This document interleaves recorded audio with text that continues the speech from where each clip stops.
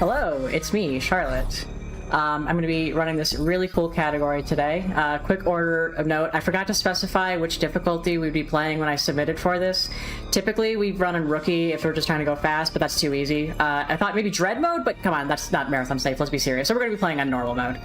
And go ahead and introduce yourselves. My couch, please. I am the Alpha and the Omega -1 of this Menagerie. Hello, it is me, Bran SP, once again. Hey everyone, I'm Hobbit.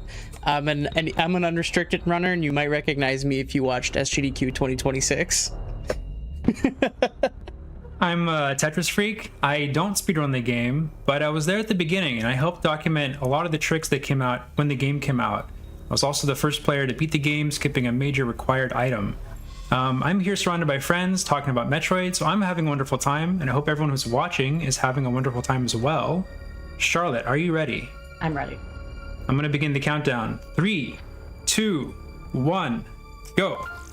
Good luck. Thank you. So, Charlotte, what is this whole minimum items business? What's going on? Right, so the game tracks your item collection based on how many item pickups you get, and we're talking about like basic item pickups like health and ammo.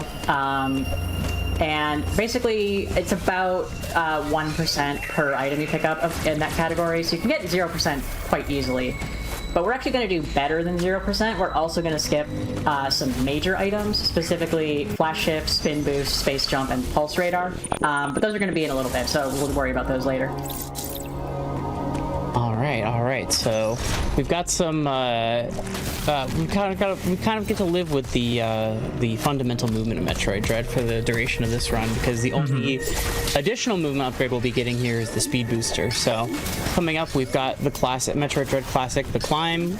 Here you're going to be seeing Charlotte make use of quick rises to get up and around these ledges. It's essentially supports the notion of the fastest Samus can be is running on the ground at the start of the game. So we are doing everything we can. Nice, skip the missile tank. To stay on the ground as long as possible. So you'll see Charlotte dash melee over ledges or slide off of ledges in order to maintain momentum, or even in some cases kind of weave around platforms. Because this is glitchless, we won't be seeing any techniques that allow us to shoot through walls without unintended beams or anything like that. So we're going to be seeing a very kind of classic routing through Artaria to start here, including taking out this broken Emmy that it serves as kind of the tutorial for the Omega stream. It only has the kind of charge blast, so we'll be getting into more functions of it once we fight the white Emmy. But you'll get to see kind of, if you remember your casual playthrough of the game, a very familiar pathway through Artaria. It's got kind of a very specific design. I know Tetris Freak, you've got a lot of insight on some of the level designs in this game from your time starting very early. Yeah. Artaria is kind of takes you in a circular path around. It's really to get you a sense of your bearings on the game, the world, sense of the enemies, introducing some of the mechanics, and it runs you through basic platforming. Going for an enemy counter here, if successful, that saves a lot of time because you're trapped in the enemy zone until the Emmy will time itself out, because apparently it doesn't like to crawl through tunnels like the rest of the Emmy in the game. But looks like Charlotte will be going to the safe zone and staying there until the Emmy times out. Yeah, I wanted to give that one shot, but I don't want to spend a lot of time here in the beginning. Yeah, it isn't the end of the world if you miss that one. It saves a considerable amount of time, though, if you do get it. Yeah, because basically all this time we're waiting for the door, we would skip this because we would, like, force the Emmy to stop chasing us. Yeah, it skips that whole little, like, looking around like, huh, what? Through there? I can't go through that. And, you know, kind of takes a couple seconds, so... Yeah, luckily this game has a pretty generous checkpoint system, so taking, like, little risks like that aren't the huge, like, the worst thing ever. Plus, getting fun time save like that in marathon setting always is a fun confidence builder, a fun just like piece of experimentation that you may not always go for when you're going for PB, you know. Sometimes it's for the show.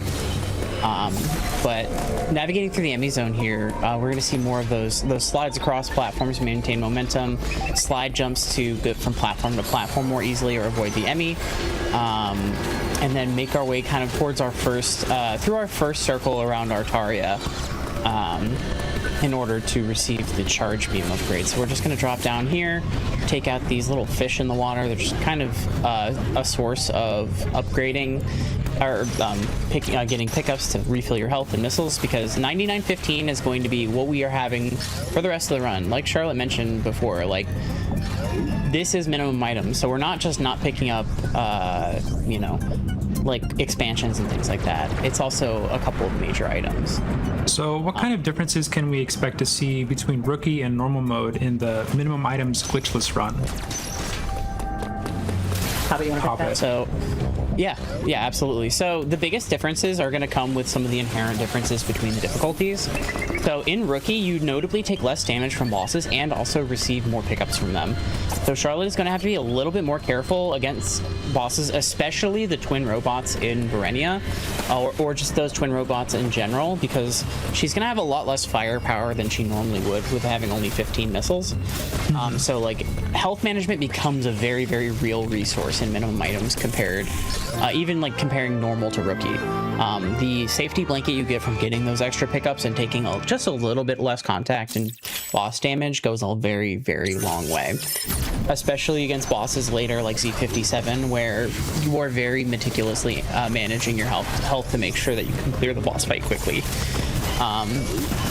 But here we are, basically starting what is circle number 2 around Artaria here.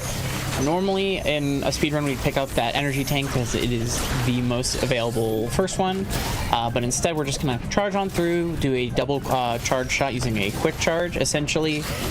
In Metroid Dread, whenever you do an animation during the charge beam animation, it will skip to the end and actually just allow you to unleash a charge shot immediately. So it's a really, really useful exploit to both aid movement and exploration, as well as DPS later once we have a little bit more firepower. Fortunately, this time there's no tutorial, so we're not actually going to get locked in here quite like the first time, as long as the enemy doesn't see us. It can spawn directly above us, but you can fortunately navigate around it, since enemies kind of have blind spots around corners. A lot of the times when they're moving around a corner, they can't actually see. We're also going to open this door into what is a very infamous room in Metroid Dread history. Shoutouts to David Jaff. And that's actually going to be a very important room in minimum items, because we can't actually take the cloak door shortcut on the last circle through Artaria when we're leaving to Hatteras. And that's because there actually is a missile tank there. There is a way to skip it, but it requires using the map lag glitch, or the home lag glitch, which is not allowed in minimum items glitchless. So Yeah, specifically the map lag glitch, because we don't have but specifically the home lag glitch, because we don't have access to other maps right now. Right, exactly. So you need at least 2 areas unlocked to do map lag, so you can use home lag as kind of an equivalent. It's just a little bit harder to use because you can't buffer inputs nearly as effectively out of it. But kind of an interesting piece of history, this minimum items glitchless was actually very recently added to the boards as kind of like a historic preservation of minimum items minimum items routing, because minimum items NMG actually has had a few breakthroughs in the last like year or so, using map lag to skip some bosses and like kind of fundamentally change what items you can skip because of new tricks that have been found. So minimum items glitchless kind of turns into a very like interesting route where it's like almost like legacy minimum items. Like it's a legacy routing compared to NMG, what NMG is now. So I put a lot of value into that kind of routing like, existing on board for sure. But starting out with this first central unit here, we're just gonna shoot a bunch of missiles at the shell to pop it, and then pop beams into it with some missiles in order to take it out. And we're actually gonna fight what is probably one of the harder enemy fights in the run. So there's very particular movement coming up here where you want to try to get up there as soon as possible, so you can try to do a plant kill where you just stand here and blast the enemy until it's gone. But if you miss even just a little bit of the movement, like you saw Charlotte do a slow climb on that ledge, you have to do that little jump over, but Charlotte absolutely nailed it, and now that is the first enemy down. This grants us the spider magnet upgrade, which will allow us to interact with those blue walls you've been seeing all around Artaria. Essentially turning Samus into Spider-Man, which is going to be really, really important in Cataris actually coming up here soon to do what is one of the kind of like all-time tricks of Metroid Dread speedrunning. But we'll get to that once we're a little bit further into the run. For now, we just need to exit Artaria and take care of the last boss of the area, Corpius. Since we have no way of popping the blob that normally we would go straight through in other categories, we now will, on this final circle through Artaria, take out Corpius to grab the Phantom Cloak, which is kind of a meticulous fight because you have only 15 missiles here in normal mode. So like you have to be very careful managing your missile count here on this first phase. Unfortunately, we're gonna get a tail stab, so likely no headlock, but that's okay. We do have charge beam, so if we run out of missiles, we don't have no options. But Charlotte is going to accidentally jump into Corpius and just fly to the moon, and then activate this third phase here.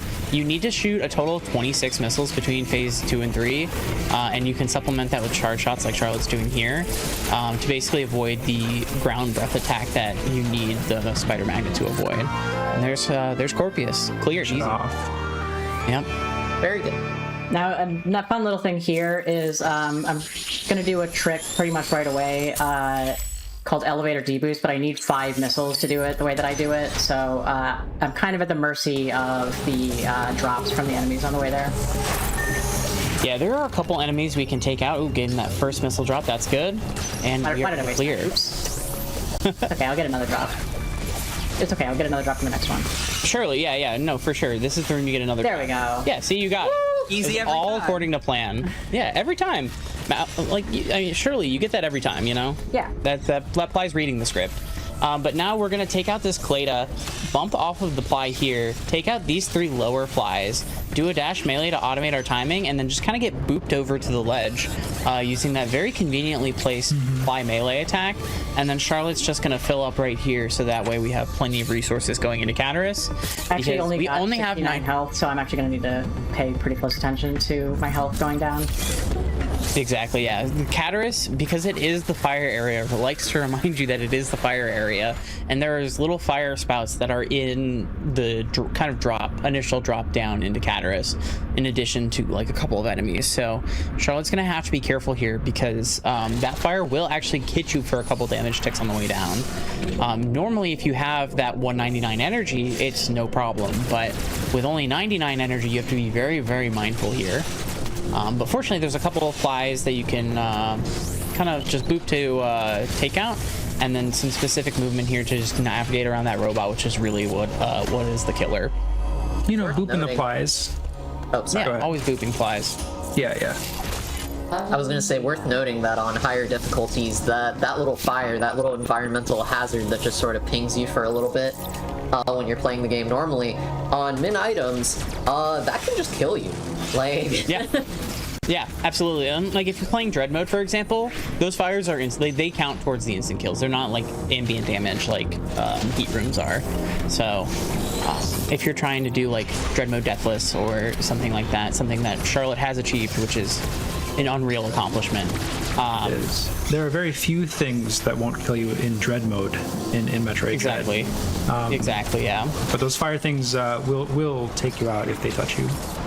Ooh, very nice super boost there. Manipulating the plies to be able to get to the top of the magnet rail just a little bit faster. It's a nice little optimization. Great movement on the wall of the most painful wall of all time. Great. I have fallen off of it an unbelievable number of times. And then, as I've mentioned before, this is minimum items. We have only 99 health, so the Cataris Hell Run's kind of not worth it. It only saves 2 seconds, and it's actually quite tight with no energy upgrades, and can be partially dependent on the drop you get from the ply in the room. So it is safer to just take that lower route. and make your way through Cataris that way. Yeah, because if you die Cataris- there, you actually get sent back to the lava switch that I did, which Yeah. it was like a minute. Like, it's really not worth it at all to do it in a marathon setting on midnight. Absolutely, yeah. The risk reward is just really, really terrible.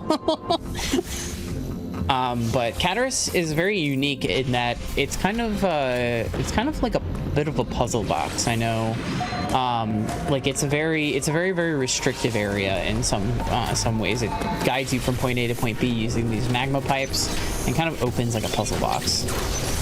My observation is that it really reinforces those same basic platforming mechanics you saw in Artaria, except this time you're kind of going back and forth, left and right, and again engaging with those puzzle box mechanics is how it puts it. Yeah, exactly. Slowly unlocking it as you progress through by hitting more buttons. But it is worth it to just kill that little robot, otherwise he will just hit you for lots and lots of damage over and over again. And notably, you don't parry him, because if you do the parry animation, it actually slows down the elevator just a little bit. Peeking up into the sky here. Oh, yeah. Go ahead, Hobbit. Yeah. By peeking up like that, you actually open up the thermal vent at the top of the room, so that way when we come by later, you're able to just kind of navigate through. And now we have one of the all-time classics of Metroid Dread speedrunning, the Ascending Dual Magnet Skip. This is a set of buffered wall jumps, which essentially just means hitting B to do a full jump right before you hit the wall. And then doing a melee into this slanted wall here so you can wall jump off the bottom of it, which puts you just high enough to be able to catch the bottom magnet at the top of the room. Very, very tricky, very, very finicky. It's theoretically very consistent, but the window for... Ooh, that looks good. Nice. Very nice. Yeah, great job. That is an all-timer for Dread speedrunning experience. We've all spent many, many hours in that room. Yeah, it saves like 3 minutes, so it's definitely worth it, even if you're just starting out, to kind of grind that one out. Yep. Right. So that makes it so that we don't have to talk to Adam for the rest of the game if we don't want to. We can just run right through those rooms and save a lot of time there, skipping through. Yeah, exactly. You basically just kind of think of it like a bus at a station. So you every time you go to Adam, he goes to the next station, and if you just don't go to that station, he's not at the other stations, so they won't lock you in. Because as we know, buses will actually immediately trap you in them as soon as you get on. Yep. Of course. That's speedrunner lore, yeah. Yeah, exactly. Thanks for the clarification. Yeah. Thank you. Shoutouts to Dark. Of course. But now that we have actually kind of unlocked most of the puzzle blocks here, we've taken out both of the hot rooms that were directly in our way. Charlotte gonna hit the zipper skip here to climb the elevator kind of on cycle so that she doesn't have to wait. It does a little dash melee there to kind of auto time the wall jump, so that way you don't really have to think about it. You can kind of just go. And then climbing this room here with that little mini volcano can be very, very frustrating, as if you're not careful, it will just knock you off the edge a bunch of times. Very, very rude. Yeah, very, very clean. Skipping this energy tank. Yep. Don't try this at home, girls. Samus is skipping the E for speedrunning purposes. You do need to remember to take your meds on time. Yeah, the one drawback of minimum items is that we don't get to say E every time Samus picks up a energy tank, but that's okay. Well, you do say it every time you get pick up a missile tank, it's just that I never do that. I mean, yeah, that's true. Maybe only on days that end in like W, like tomorrow, you know? But finishing out Cataris here, or Cataris 1 here, we're going to be heading into Dairon, which is kind of like the lab slash like factory area of ZDR. We're going to take a little dip into here, turn on some lights, and grab the wide beam, as that'll allow us to access the green Emmy who's kind of been running around in the Emmy zone in our way. It can definitely choose to be a little bit more in the way than it was today, which is definitely great. But yeah, we're just gonna be seeing a little bit of movement here to clear the rooms here in Dairon as we navigate towards wide beam. And we'll actually be seeing Charlotte make use of a slope jump. We saw it earlier, but if you phantom cloak on a sloped ledge, it gives you actually a little bit more time to jump without losing height, which allows you to essentially cut the corner. You saw it right after ADM skip as well. or Adam skip colloquially. So we're just gonna kind of move our way down here. We really don't want to touch those buzzsaws. They deal a lot of damage. And then we're gonna safely navigate around I call them Steve. I don't remember their official name, but those guys with the spikes, that's Steve. Steve is not my friend, and someone's turned out the lights. It's extremely rude that someone would do this. I guess the power bill in ZDR is getting a little ridiculous. Ravenbeak is a very frugal man. He knows that there's nobody using this area other than like the bunch of like monsters and robots. So like, I mean, why leave the lights on? You know, it could drive someone out of business. I think it's sabotage. Clearly, this is the handiwork of a rogue gallant Chozo. Cunning. Maybe with You might even have an 8-pack. Yeah. I'm pretty shredded. Same brain cell. So I said this during Super Metroid, but I was like post-mentoring during Hobbit's run at SGDQ, and seeing like the Ravenbeak has an 8-pack donation come in did fully blue screen me. So shout outs to the Dread community. You got good memes. It's a staple for on the stage performance. You have to, like, Bash Prime always brings the 8-pack donation. He was telling me all week, I'm not gonna do it. I have to do something new, and then he did it anyway. It's running in the back of my head all the time. Like Ravenbeak is that. Ravenbeak is shredded. Ravenbeak is like this tall guy. You know, it's always there. So is this like the only Saturday Night Live reference that like genuinely became a meme? Like I haven't heard anything else have like this much staying power from them. I don't know. I see Elon Musk has Wario all the time. Interesting. Okay. So Okay. we're coming back to Cataris now, and we're gonna go fight Green Emmy. Is that right, Hobbit? Yeah, absolutely. So we are now that we have the wide beam, we can actually open both the wide beam blocks, which was much nicer to Charlotte this time. I know in practice it was being a little bit less kind. Because Samus is running while charging a beam, technically it does kind of jostle up and down, which can cause these wide beam blocks to just not work, just like that. Thank you for I miss it wonderful every time. example. That was beautiful. Yeah, I mean, like, it just happens sometimes. Charlotte clearly just heard my commentary and wanted to show it for the world. But we can pop these blobs, that blob on the way in very easily, and then we're going to be seeing the first instance of using Charlie's. This is a charge beam plus a missile, so conveniently named Charlie. And it's just a really fast way to damage anything that's metallic. As with our current beam upgrades, metallic items cannot be damaged by single beam shots. So our only options are going to be missiles and charge beams. So you kind of sandwich them together and Bob's your uncle. But here we've got the Green Emmy fight. It looks kind of scary, but it's actually completely non-threatening because it just takes its sweet time getting around that corner. And then once the face mask is ready to pop, you can just charge your beam and it is gone. There is an alternate way to do this fight that's way harder and doesn't actually save any time, called Professor Stupid. But it is like the least marathon safe strat of all time. Boys, You girls, essentially do non-binary like a- pals, and everyone Yeah. else, it's Morbin time. Oh my gosh. Yeah, shout outs to Menagerie, the known Morber. If you didn't know, the movie Morbius actually has had a significant impact on the culture of Metroid Dread speedrunning. This explains so much and yet so little. I think I'm the only one who Exactly. played this game that actually watched that movie. It's a funny thing. You might be. You might be. But kudos to you for actually watching it and studying the lore. It's not as good as Madam Web, I gotta say. Hey, you know, fair enough. Morph Ball is one of my favorite upgrades. Yeah, it's a very interesting item. Obviously, it allows us to go through these kind of one-tile tunnels and navigate around tight spaces much more easily, which we could not before without them being on the ground and able to be slid into, which the game kind of like jingles keys in front of you. Like, it puts so many morph tunnels in front of you and then just kind of delays the upgrade for the first like several hours of your casual playthrough. so that you can just like be like, why can't I go? Like, I just need to go there. Let me go there. Where's Morph Ball? It's supposed to be the first item. So it kind of subverts the players a little bit from a casual experience. It was If very you're wondering creative. why, if you're wondering why I turn invisible when I get onto certain platforms, there's actually a thing about this game where Samus will keep certain visual effects active for the duration of the like getting on the platform animation, such as having grapple beam readied, having flash shift ready, and having cloak active. It has no effect on anything at all. I just think it looks funny. Thank you for being transparent about that. I appreciate the insight. Oh, you got the cheat shot again!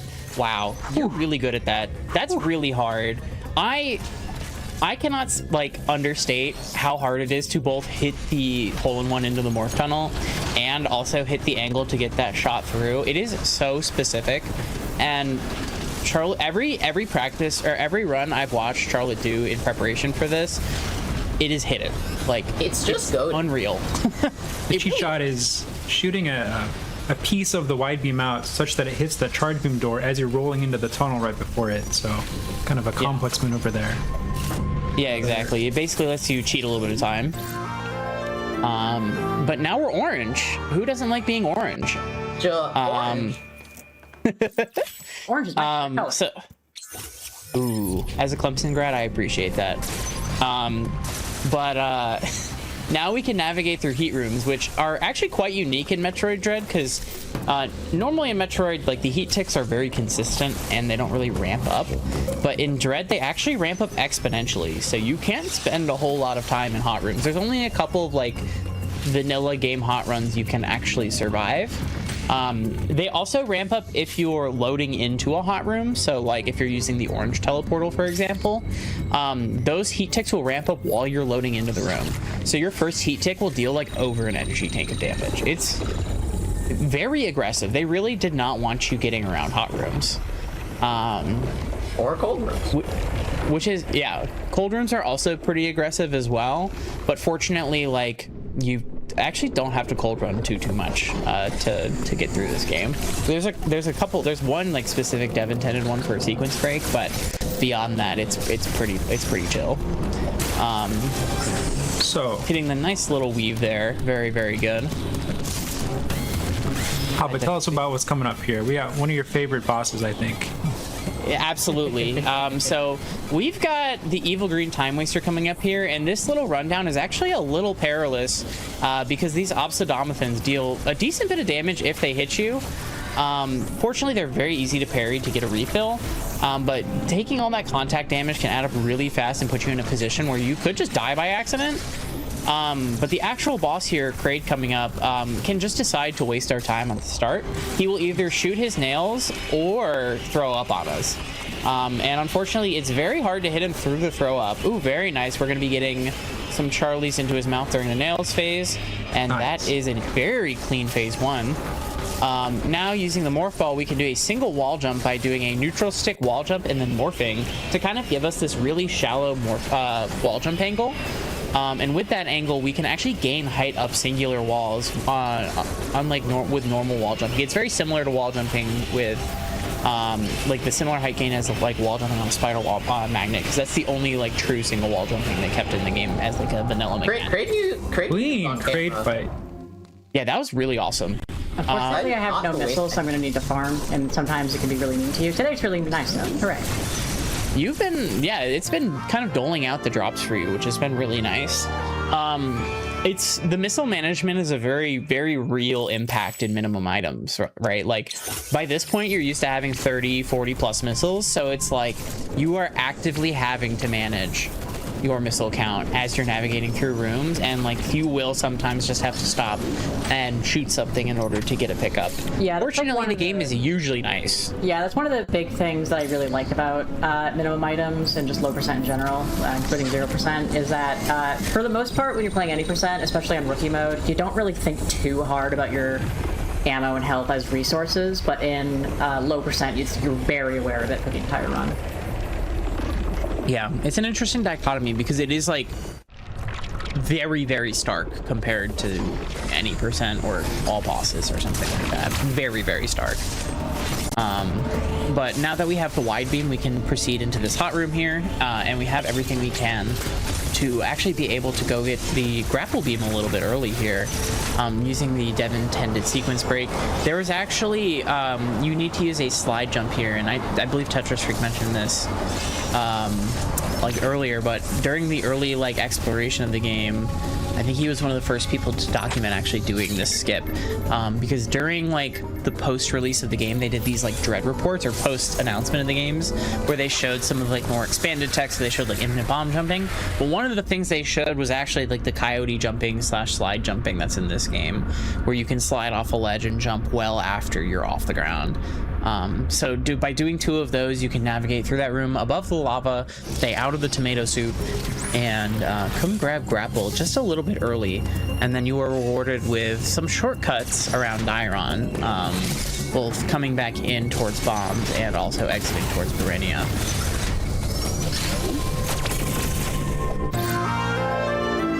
So now we've got... Oh, go ahead.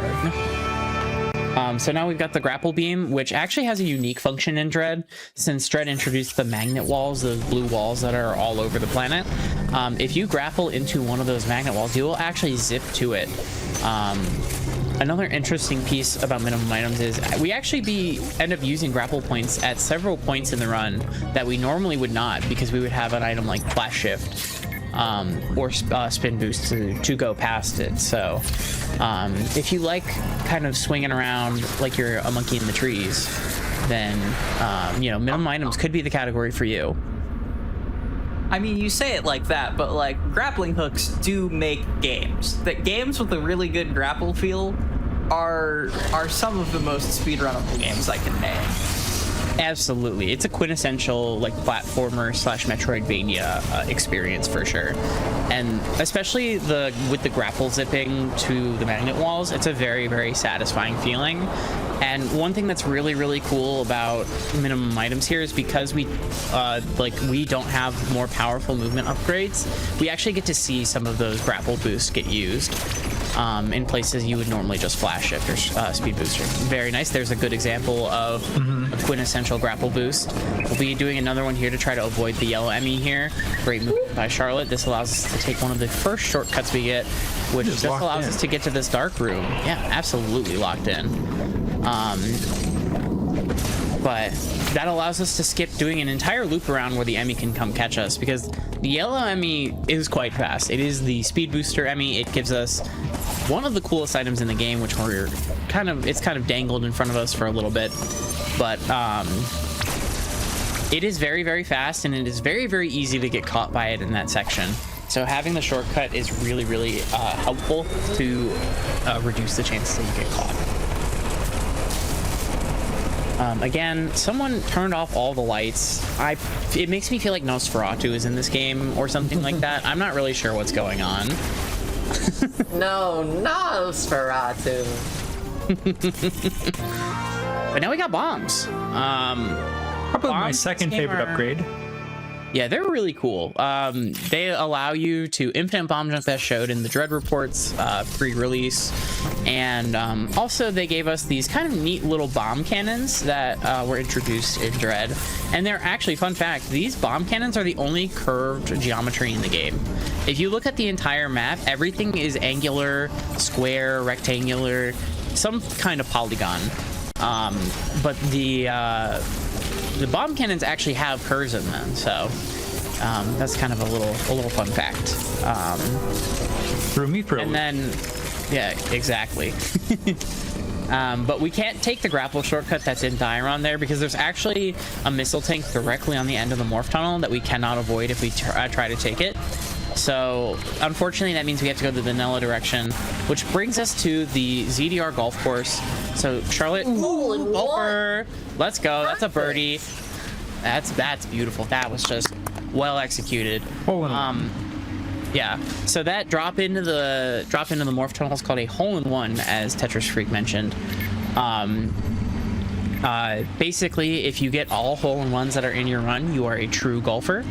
So Charlotte, you are now on pace for true golfer. as a little piece of lore, this came about during AGDQ 2023, I believe, during the all bosses glitchless race between Manager and Adolium. So shoutouts to golfing in Metroid Dread. Shoutouts to the actual mini golf we played in real life at AGDQ or SGDQ 2025, where Charlotte and I we did really good versus.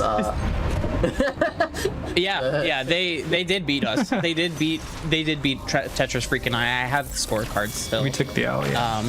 Yeah, I mean, you know, it happens. When you got some absolute gamers on the other side, it's an uphill battle.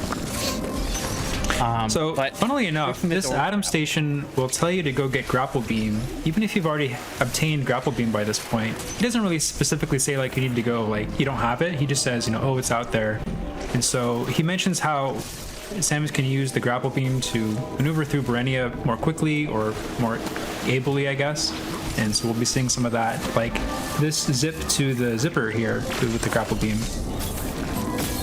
So if you're familiar with Dread and Dread speedrunning, you would be expecting us to go get the flash ship, but we are seeing the first major divergence from playing minimum items here, where Charlotte is going to very deftly infinite bomb jump over the shutter door, placing bombs at approximately 150 BPM. So if you like Mr. Brightside or Tune Knock Tune, those are some good songs you can listen to accomplish that trick. Charlotte's also going to be manipulating the Battaloon here to put it in a position where you can damage boost it off of it later. Since we can't do a water bomb jump, that is a minor glitch in speedrunning classification. So it is going to set up the Battaloon to be able to jump right off of it once the platform water comes down. So we're just gonna boop, and that is the C boost found by Charlotte herself. The C stands for Clyde or something. Something like that. I thought it was C like water. No, it is the letter C. It's the letter C, yeah. So the damage boost functions differently when Samus is in her morph ball than when she's standing up.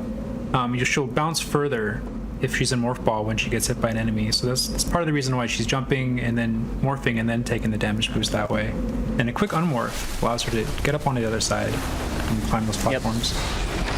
And an interesting note that Charlotte pointed out to me while we were prepping for this run is that because we don't have flash shift, going up and around actually does take a lot of time.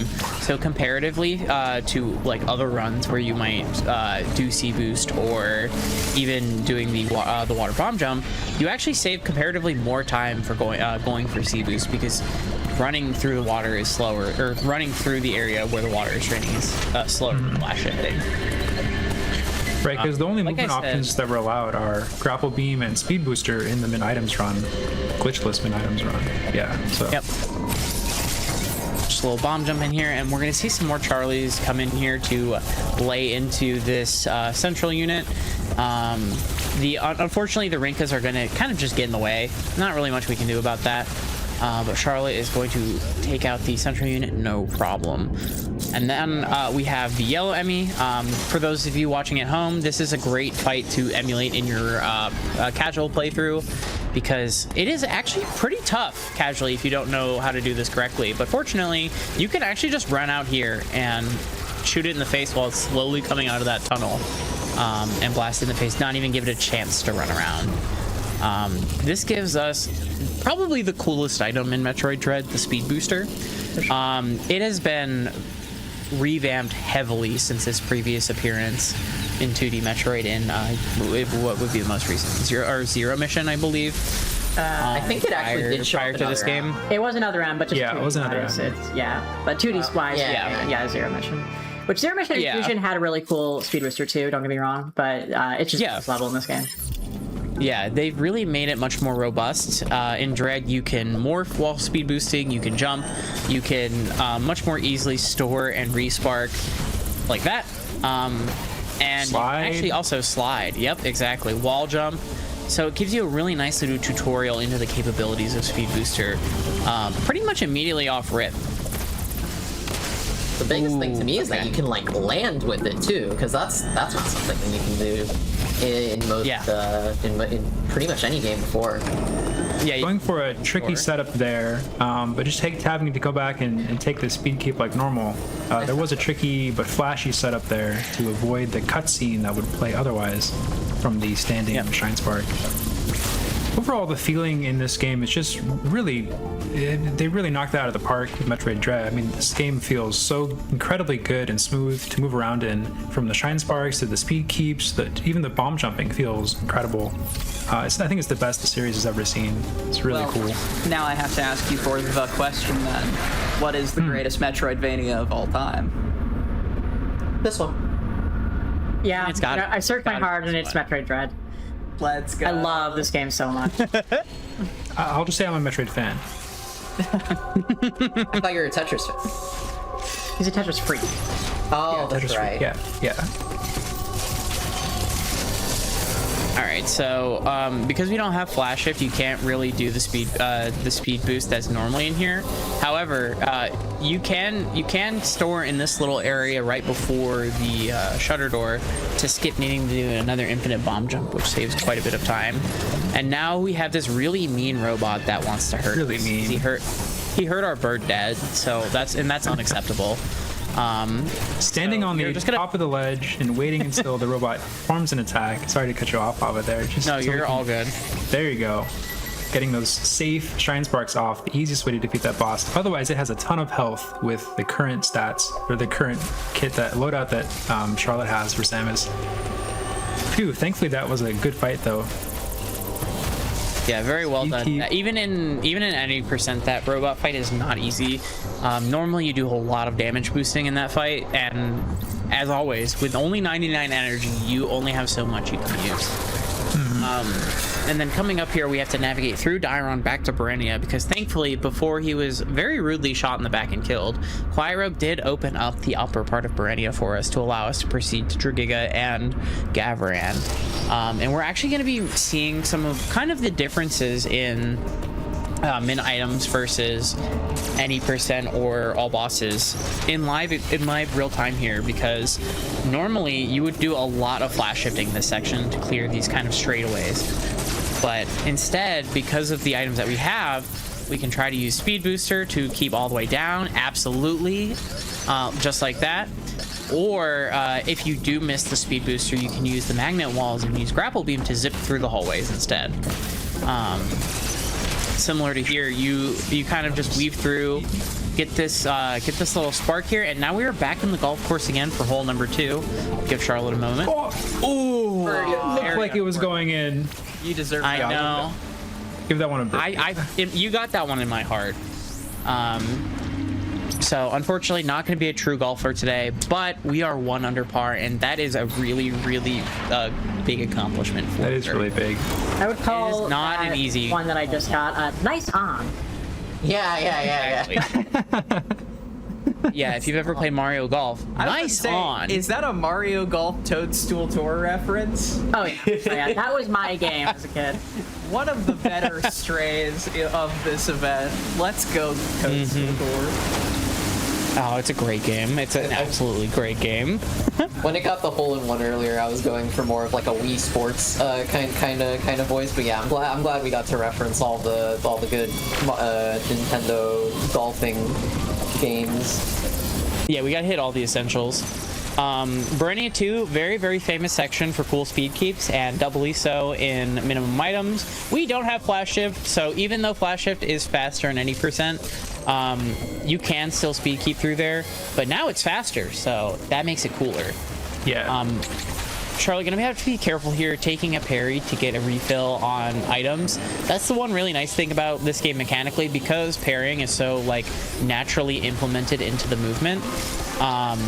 If you need a little quick refill, you don't have to lose that much time to do it. Plus, as I mentioned before, you actually have to interact with the grapple swinging blocks quite a lot in this run compared to normal. And then Dragiga, another boss that's actually a little modified from the normal any percent experience, because we actually do have to conserve our missiles quite a bit here if we want to try to do a 1 cycle. So Charlotte coming in with maximum resources is actually going to be able to go for the 1 cycle here. So we're gonna see a charge shot, 6 missiles, I believe. I think I'm. Yeah, unfortunately. That's gonna be close, but I think it's gonna reset. Yep. Yeah. I think literally just one off. I think. Yeah. But yeah, by bumping Skipping into the one dash cycle. melee. Yeah. Yeah, a 1 cycle skip for sure. We get to interact with the boss like we normally would see, something that we wouldn't normally see in like Rookie, for example, where we're going to take a little bit less damage or just get more item drops, that kind of stuff. It was As you literally see, one. yeah, it was literally one. That charge beam took it out, which means that it was just 1 missile. But essentially, by bumping into Drog during its kind of disheveled phase, you can do it at a little bit of extra damage, which allows you to skip the damage gate, because the delay will actually forego forcing that melee.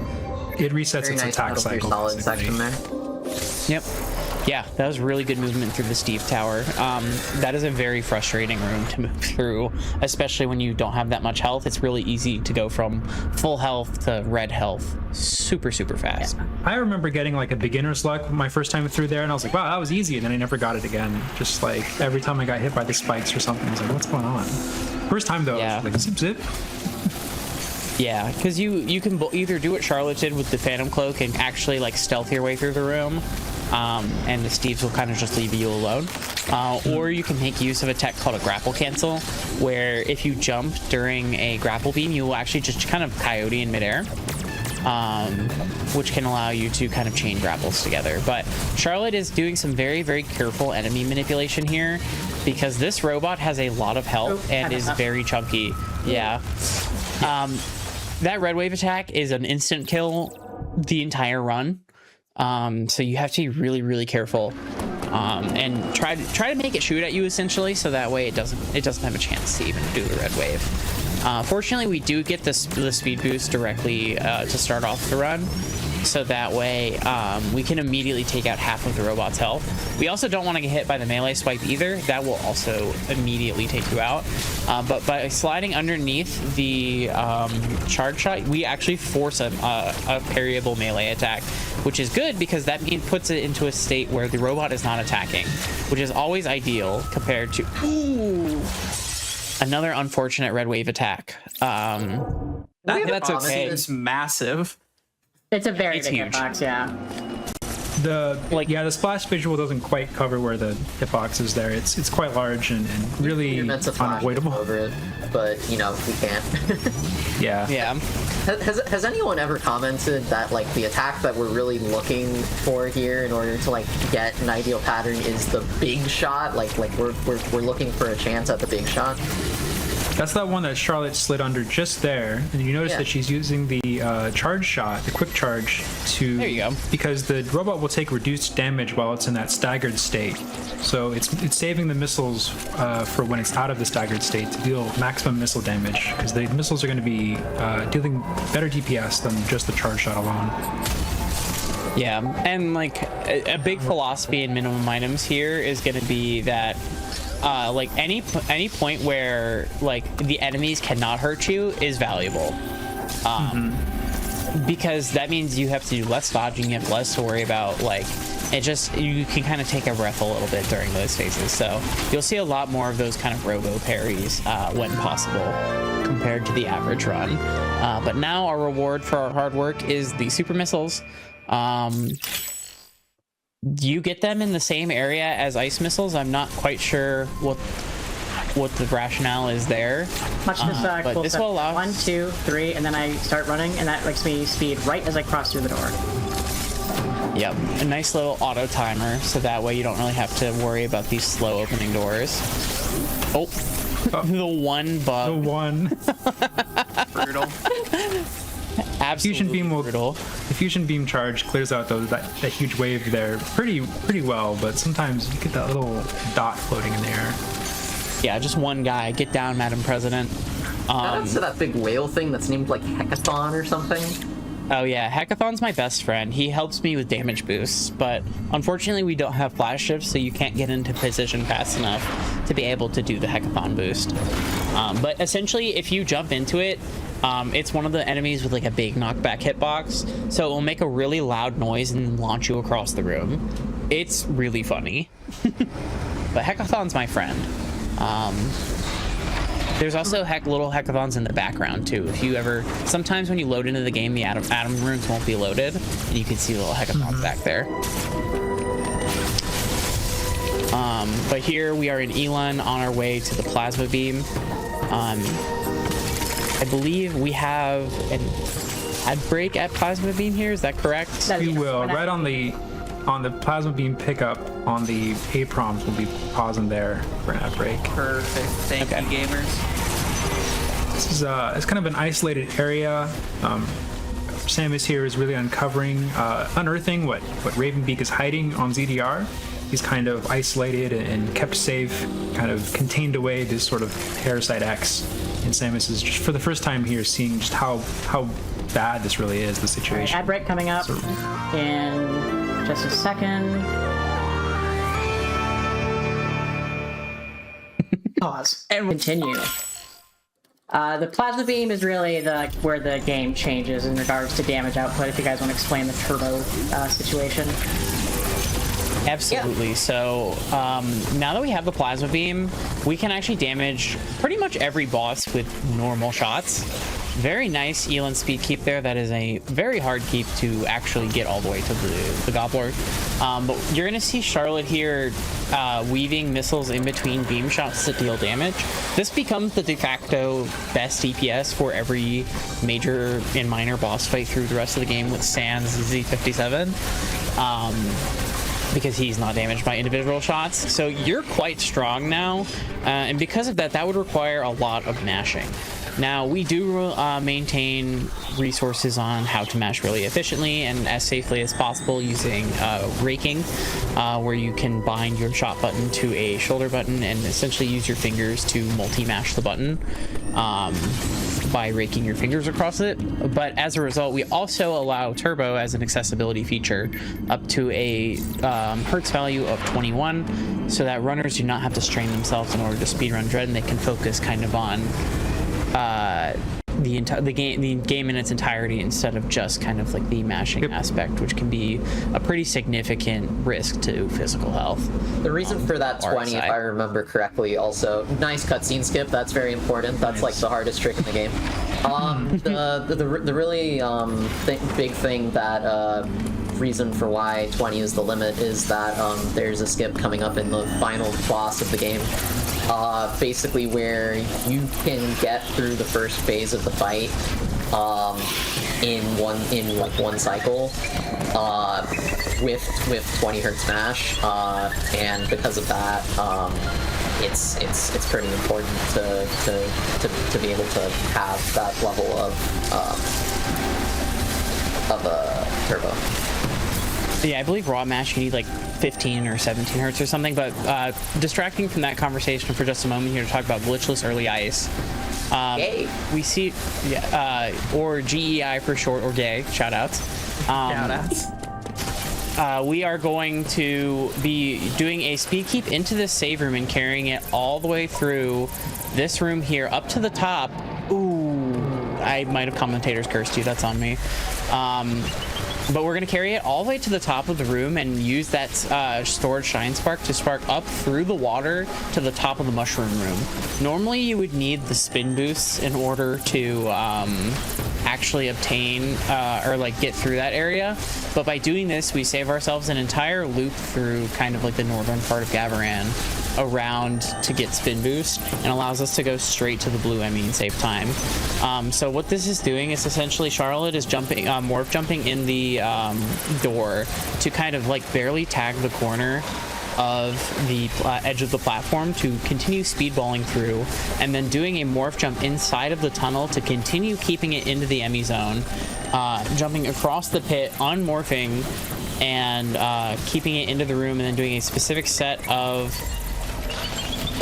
Oh, that was very close. Sometimes when you're going for this super version of GEI, the Emmy can spawn directly in your pathway, which is really, really annoying. It is possible to avoid it by doing some specific sets of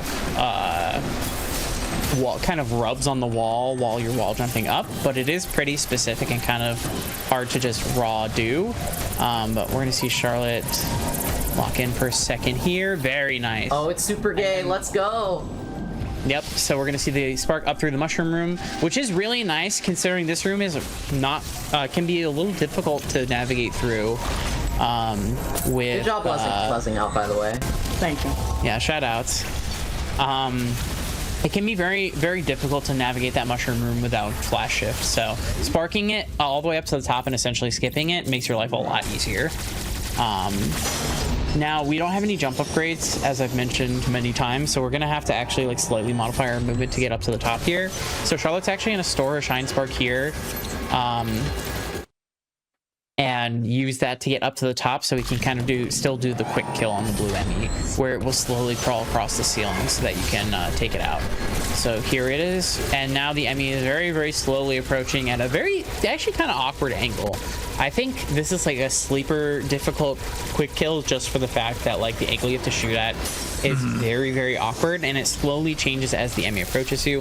But for a gamer like Charlotte, a true legend of minimum items, it's no problem. It can get really bad. Like if you let it walk along far enough, it straight up walks like off screen. Like you don't have the ability to sort of change your camera angle, you know, when you're firing the Omega Stream. So definitely, like, you know, if I've had like worse runs where it's like, okay, I missed a couple shots, the Emmy got a little further. Sometimes I just lose sight of it entirely and go, oh, okay, let me just go to the other side of the room and try again or something. Really briefly though, I do want to talk about the inspiration for the Emmy, because as is well known, Yoshio Sakamoto definitely has seen at least 5 movies, the five Alien movies, but there is a secret 6th movie that seemingly he has seen, which is a sci-fi movie called Red Planet, which features these little funny robot guys that run around the planet Mars called Amy's, and they look identical to the Emmy. It's so funny. That movie's not any good, at least in my opinion, but like it's very funny. It was a very cool reference. I like it. That movie came out in like 2002, by the way, which this game was originally going to come out on the DS. So it would have been like around the time where he started thinking about ideas for this game. Actually, it was 2003. Oh, I'm sorry. So, oh my god. anyway, oh, 2003. I didn't know. We're taking Green Actual error TP in the group chat. to Brenia to click early gravity suit here. Yeah, normally having to get to gravity suit, you need space jump. However, we're not allowed to get that item. So now that we have ice missiles, we can actually clear the secret Enki puzzle here and take what is essentially a giant shortcut to the gravity pool. The only requirement for getting out of the gravity pools is grapple and diffusion beams.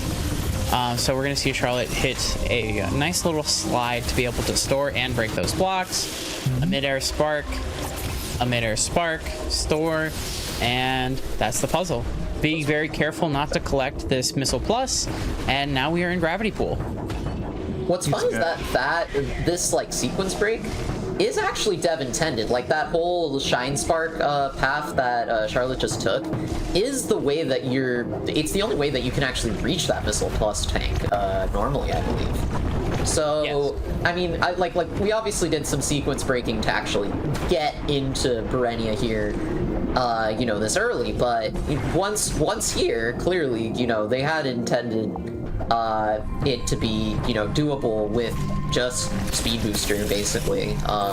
Yeah, my little thing, I think they knew that we could skip space jump pretty easily. I don't know that they knew that we could skip spin boost. Yeah. Yeah, because like spin boost, it's very much like, like skipping space jump, it's very much like a bunch of very dev intended seeming rooms where it's like they definitely laid this out intentionally. Let's go morph jump. I know that's a real Charlotte classic, but Dev intended here is kind of just a broad term to kind of just categorize things that we perceive that was the intent that the player would discover these sequence breaks on their own. We don't really know what they're thinking. We don't really have any proof of it all. We're just kind of conjecturing here. But yeah, we just call it dev intended is kind of like a colloquial term, just to clarify. Obviously, going into broadly Frozen speaking. Go ahead. Oh yeah, sure. I was gonna say, broadly speaking, in the speedrunning history, we actually did have a dev who or a couple of devs who actively speedrun the game, but unfortunately, because of NDAs and contracts and things like that, they weren't able to give us too much insight into the game beyond anything we were able to kind of self-derive, like you were saying. We'll climb up there to bring the speed keep into the red Chozo fight to get a quick Shine Spark off, dealing half of its health to it and converting it into the X-Parasite phase. Should be a quick cleanup here.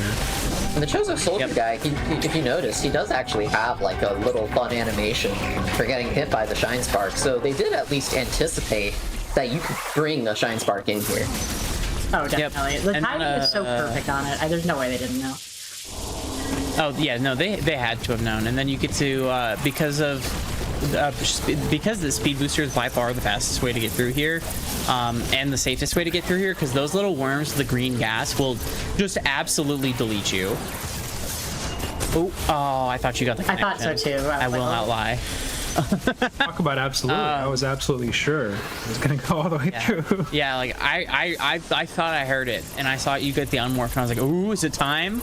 But that is a really, really hard connection to hit. It is like really hard, really, really tight to hit the morph jump that you need in order to keep the speed ball out, and then also unmorph so you can jump up and then shoot the block with a missile. That missile doing is like well too. Just a low-key pick for hardest missile to avoid, by the way, or like easiest one to accidentally collect, because if you just accidentally press A before, or like jump before your bomb comes out, then you just get it. You'll just climb up into it. It's really annoying. Yep. Shine Spark to avoid that.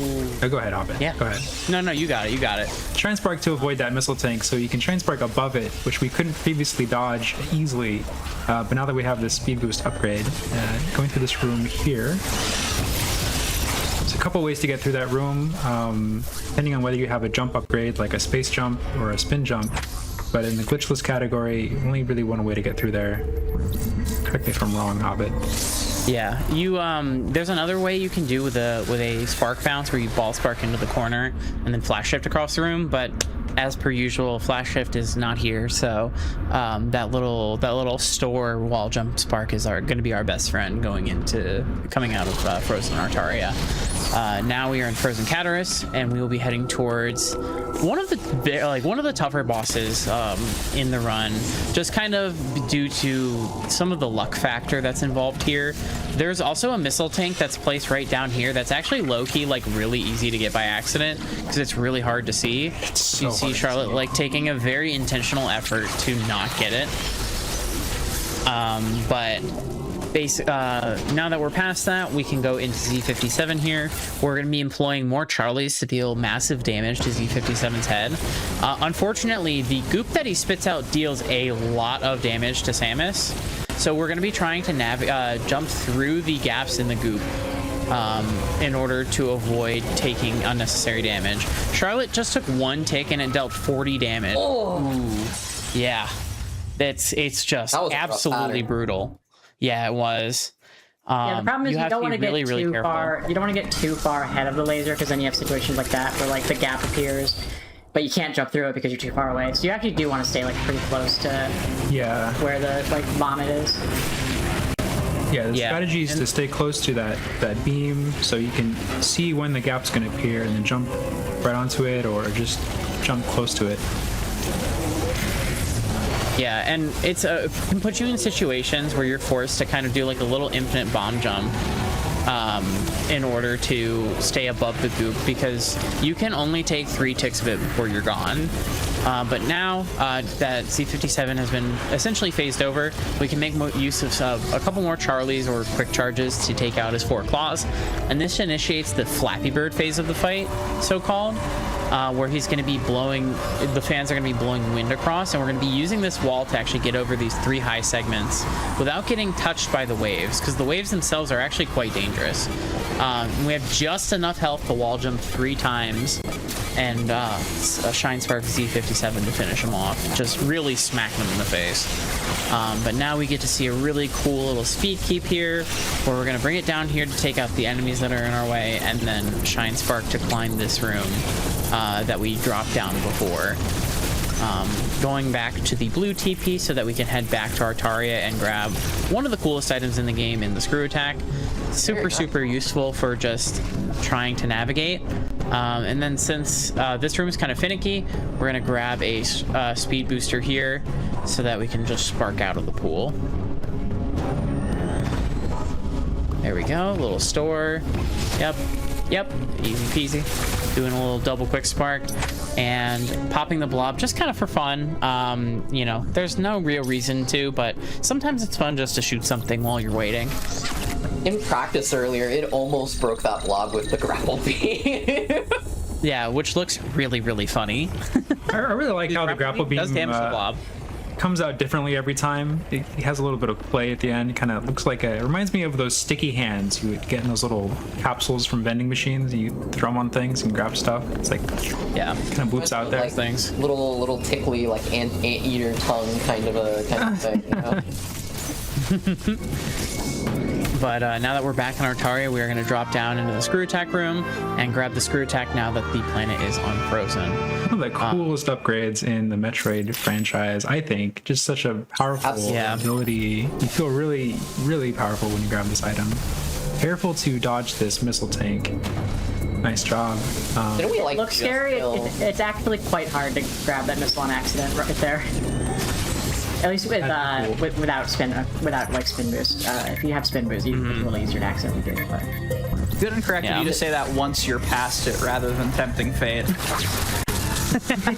Yeah, you just gotta wait a little bit longer, you know, so you don't curse yourself. now coming up is the hardest item to avoid in the game. Yeah. The fart I had a bet about this one at SGDQ, and I unfortunately did lose the bet. So I ended up donating. We bet $50, but I think I ended up donating, $80 over the course of the event because I had to make up for my end of the bet. But you're gonna have to do a full-length wall jump and then shoot in midair to be able to avoid that missile plus tank. So that way, you can shine spark up this passage. Spectacularly also done. Technically, yeah, very excellently done.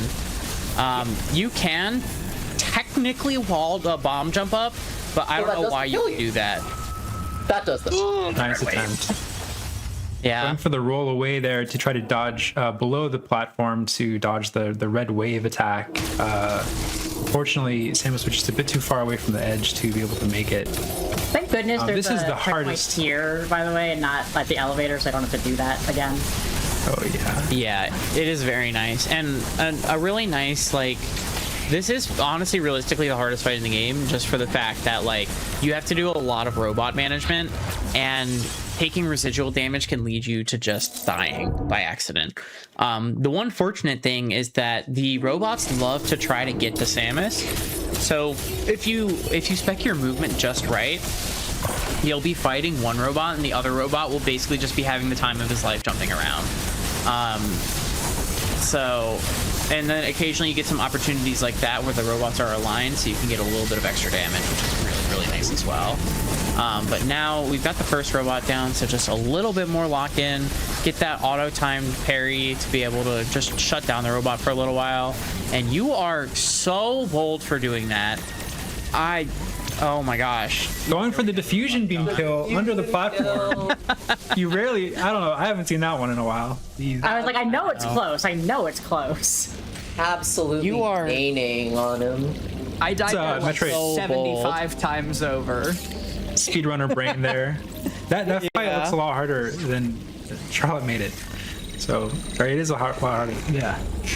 It's okay. Yeah, that fight's really tough. And for your efforts, you're rewarded with going to Golzuna, who kills you in one hit if you touch him. Yeah.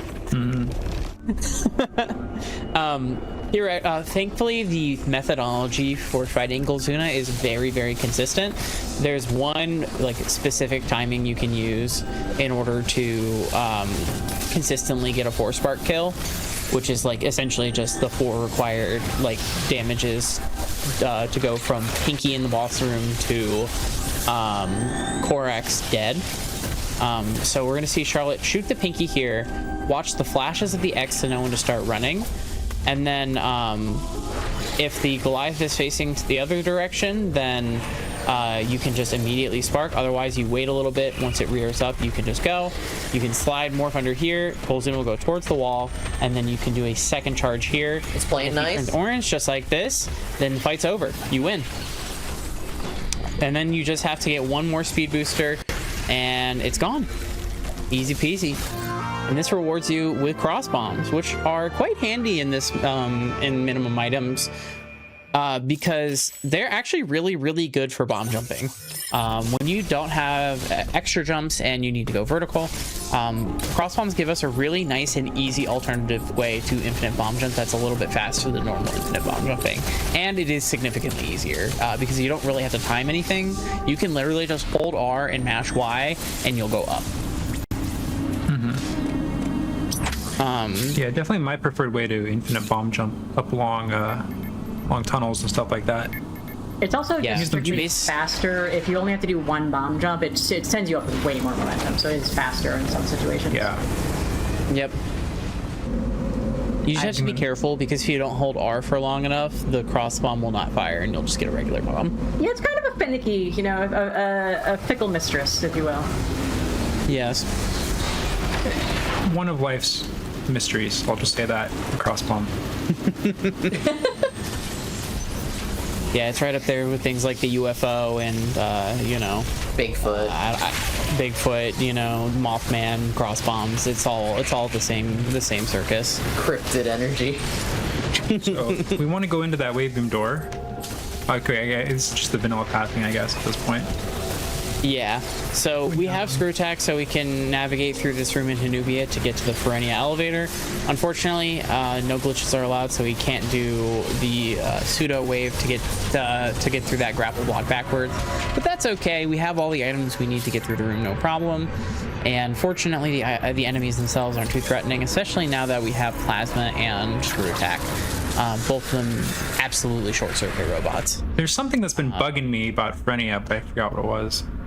I'm sure I'll remember. I'm sure you will. Yeah. I'm sure you will.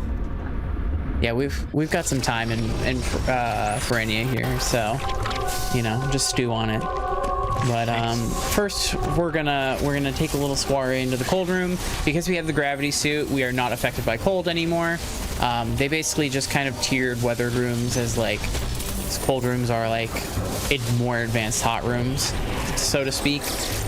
It's pretty chill to get through that one if you don't have gravity suit, but here we'll see a little bit more movement that is really, really nice, really kind of not necessarily typical, just because normally we have flash shift, but gonna keep straight through the water to avoid the purple Emmy, who really wants to know your location, so much so that it sees through walls, just like a certain beam that's very popular in the Metroid franchise. But we are going to be kind of going up and around through the Emmy zone in order to make our way to SQ. And but first, to get out, Charlie's going to store a little shine spark right here so he can spark out of the water. This just kind of skips needing to do extra wall jumping to get out of the pool. And unfortunately, because we don't have flash shift, we can't do the full SQ quick kill, but we do still have screw attack before fighting it, which means we can actually just shine spark in the spot that it spawns, like right into it, and then just kind of jump into it and hold the jump button to stay above it. This will allow us to attempt to go for the SQ2 cycle, where if you are on top of the Corex as it's forming, you can do 2 screw attacks into it to get it in 2 cycles instead of 3. It's not a big deal if you miss it, you just do an extra cycle. Just costs a little bit of time, but 3 screw attacks and storm missiles are yours. Storm missiles being one of the strongest weapons in the game. They deal a lot of damage. So they're a very nice pickup here. The only unfortunate thing is that they cost a lot of missiles to use. So Charlotte's gonna have to be very, very careful navigating here, because in order to open those storm doors, you have to drain all of your missiles. Oh, it's all of them. Yes, it is all of them. 15. Each bunch is 3 missiles. So you need a full refill to open each of the doors, and there's 3 of them that are required.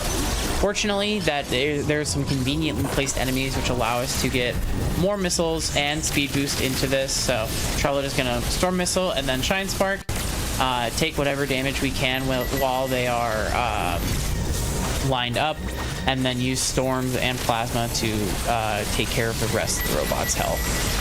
Very bold decision there. Paid off. Using the storm volleys to deplete that silver robot's health by half, and then using the plasma beams from earlier and just some screw attack to finish it off there. Yeah, we're so strong at this point. The health pool of those silver robots kind of pales in comparison to our firepower. So combining the combination of like plasma, screw, and storm missiles is just too much for them to handle.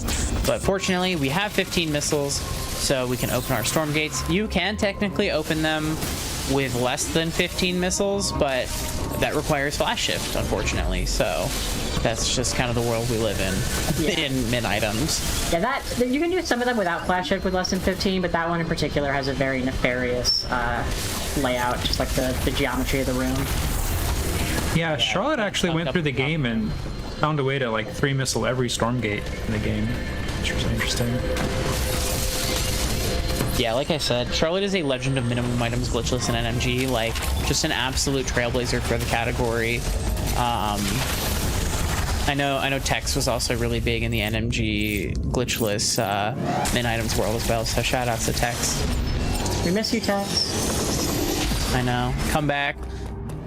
But so now we're gonna see the purple Emmy, a very similar fight in difficulty kind of to the white Emmy, where in concept you're doing a very similar thing where you're just Grandmaster kind of like, secret grade if you're a Tetris Grandmaster fan. Yeah, secret GM. Yeah, sorry, exactly. Hobbit. No, you're all good. You're all good. So we're just gonna kind of plant ourselves here and shoot the Emmy as it approaches us, and then as long as we don't miss too many shots, it will actually have its face shield pop before it gets to us. If it gets a little too close for comfort, then we can do a little neutral jump respin to get over it, and then you kind of see the animation for melting pop a little bit. That's how you know that the face mask has been completed, because it actually does slightly change animation with the animation on the faceplate when it gets to this state that it's going to pop. And then from there, you can safely charge up a charge shot and pop the Emmy in this little alcove at the start of the purple Emmy fight. This is really nice because that means we don't have to engage with the bomb blocks or the wide beam block that are in this area.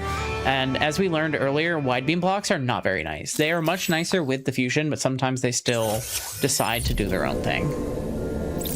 I remember what was bugging me now. What makes the Emmy purple? What do you think? It's like flamingos, right? Like they're eating the shrimp in the water. Yeah, okay. Wait, there's purple shrimp? The pink. My real question is, why is the Morph Ball Emmy green? That's my real question. Yeah, I mean, like, the best I can come up with is that, like, Morph Ball allows you to go to places that you normally can't, and green means go, so surely that is why it is green. See, the purple one makes. I'll roll with it. At least wave beam is purple, like, right? Yeah. You know. I actually did have a question come up in chat because you're playing this on Switch 2, and so in the panoply of Switch versus Switch 2 games, how does this one fare? Are the loads like significantly better on this game, or? Yeah, the Switch 2 saves about 3 minutes just in loads. It also has quite a few rooms that are don't run very well on Switch 1, run perfectly. Actually, it's a perfect time for that question because we're about to enter one. The second red Chozo of the game is coming up, and for some reason, this fight on Switch 1 runs at like 30 frames per second when it's nice. It's going to be a solid 60 for this fight right now. Worth noting that a lot of the time save is for the digital version of the game specifically. The physical just really suffers for some reason. Yeah, physical load times are a bear. I think you get a slight improvement across consoles, but it is not nearly the same as comparing to digital. Digital just like boat races physical in terms of load times. We do have a tool for capturing load times called ZD Curtain developed by Jaina. We don't have load remove time on the boards at this time, but it is a tool we've used to take a lot of data on load times and kind of estimate what the time save is on Switch 2 versus Switch 1. One really prominent thing with Switch 2 is that because resetting the checkpoint is so much faster, there are some points in the run for other categories where it can feel worth it to checkpoint in order to like unload certain things or like prevent certain things from happening. But now we've got power bombs, so we can now blow up a whole lot of glass tubes, and by a whole lot of I mean 2. But we're gonna have to be careful here because when these little robots are broken by power bombs, they don't like to drop power bombs. So you see Charlotte drop the power bomb really far away, so that way those robots on the edge are outside the blast radius. That allows us to shoot them with wave beam and get a pickup, so that way we can continue through this area and speed keep no problem. Yeah, for whatever reason it is, they just seem to really have a higher chance of dropping power bomb ammo with the wave beam compared to other things like power bomb and such. Yep, and then just running straight through that robot with speed booster. Again, another thing where like normally we just flash shift through, but we don't have it, so we get to just kind of charge through, which I think is kind of fun. Really getting to showcase the raw power of the speed booster here. Now we get one full volley of storm missiles, so we take whatever damage we can during the shield phase of the fight, and then we'll pull the shield off with grapple to continue the fight. You may notice that during these goop attacks, Charlotte is actually either jumping or sliding to avoid them. Sliding gives you a way of actually dodging inside of the goop, because sliding will lower your hurt box enough that you will not run into it, but you'll still go forward enough that you can stand up again. And then jumping more naturally like allows you to jump away and get behind the goop instead of you know, getting gooped, because if you get hit by that goop beam, it will just kill you. Yeah, it requires a lot of anticipation, seeing where the goop is being aimed and where it's going to be able to dodge that without your flash shift upgrade or without anything like that. So it can be pretty tough. Yeah, that's also another like big thing that really draws me to the min items category. Is as much as flash shift is like a fun ability to play with, I feel like it kind of trivializes some of the combat in some of the boss fights. So I really like just kind of like forcing myself to play without it. Yeah, and Charlotte really told us that it likes the min items experience because it feels kind of more like playing classic Metroid, I believe. Yeah. More so that it like it captures like the initial playthrough of the game for Dread specifically, like a lot of like figuring out how you even get around and a lot of like very difficult boss fights. Like this game was famously like almost panned for how difficult it was at launch, and min items kind of like captures that difficulty, which I actually liked a lot. Right on. So Ravenbeak, here he is. I heard he's unstoppable. I heard there's no way you can beat him. Yeah, I heard he's shredded. He's got an 8-pack. But here we're going to see the faster turbo hertz threshold of Charlotte's controller in action there, using the faster hertz value to skip the gold armor phase by DPSing him just enough such that he goes straight to phase 2 during that first melee cutscene. And then what you're going to see from Charlotte here is a specific manipulation. Instead of going to the right wall to eliminate the squash attack, Charlotte is essentially going to stand just below him and to the left or right. This means when he does the Gatling attack and you do dash melee, it will never hit you. One risk that's pretty significant with staying on the right wall is that the Gatling gun can kind of pepper you with damage every so often, which you don't really have a lot of reserve energy in order to like tank those.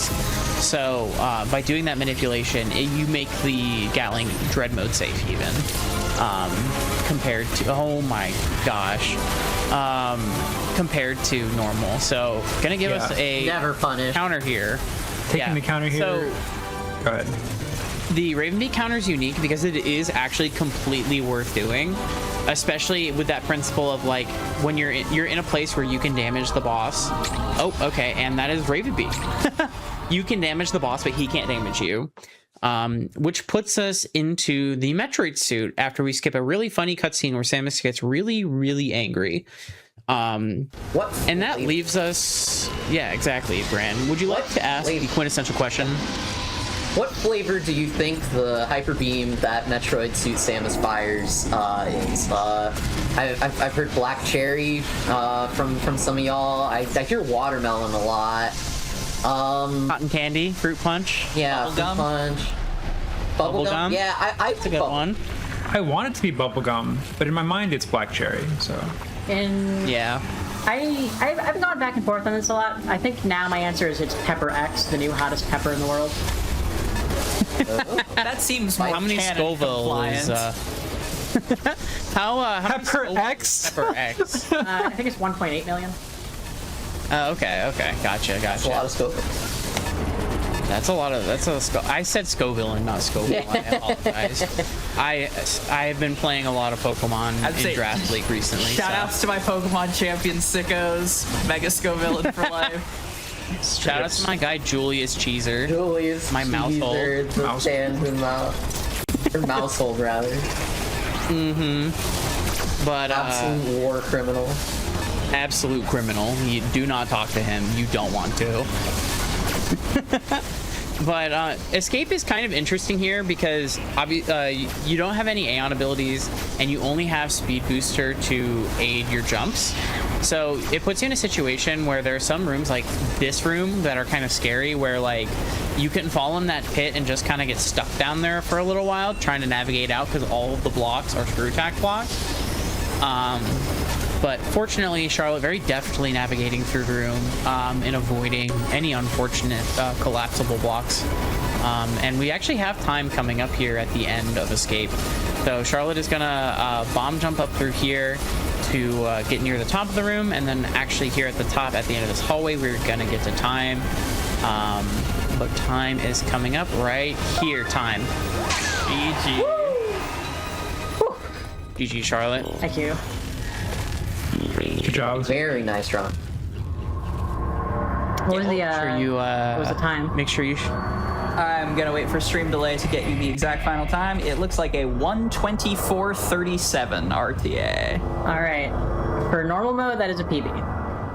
Yo! Let's go, Charlotte. Congratulations. Congrats. Thank you. Congrats. Thank you. And since nobody else really runs this category yet, that's also world record, but I hope that's not true for very long. I hope that more people get into this category because I think it is very, very fun. I've always thought that Min Items NMG was very fun, and I think that this route is even more accessible than that one. It might look very difficult, but especially if you play in rookie mode, I think that you'll find that if you have like a baseline knowledge of the game's mechanics, you can get through it pretty easily.